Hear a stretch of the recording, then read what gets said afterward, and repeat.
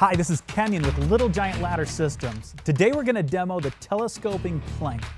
Telescoping plank is available in a few different sizes. All the functionality is the same. And regardless of how you've set your ladder up with the trestle brackets are designed to put the ladder together in the scaffolding position. If your ladder didn't come with those trestle brackets, you can check the description below and see the short video on those.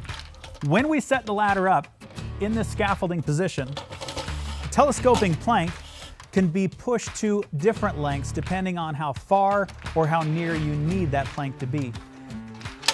The rung locks allow you to grip that rung. Strong reminder here, always make sure that those rung locks are on the inside of that rung.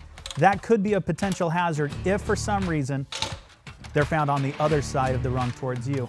We could overlap one rung, we could overlap two. Always make sure that those rung locks are fully engaged on both the left and the right. When you're setting your plank up in this scaffolding position, we'll remind you here not to exceed this 3-foot height.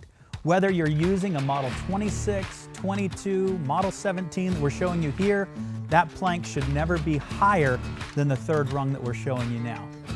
Of course, we can change the height depending on what the needs are. Now it's good to climb. When you're climbing up and stepping on your plank, remember this is so that you can cover more area in less time.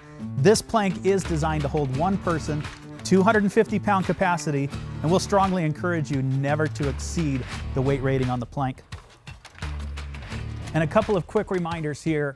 Always choose the right ladder for the job, set it up correctly, maintain 3 points of contact when you're climbing up or down any ladder. This is the telescoping plank by Little Giant Ladder Systems.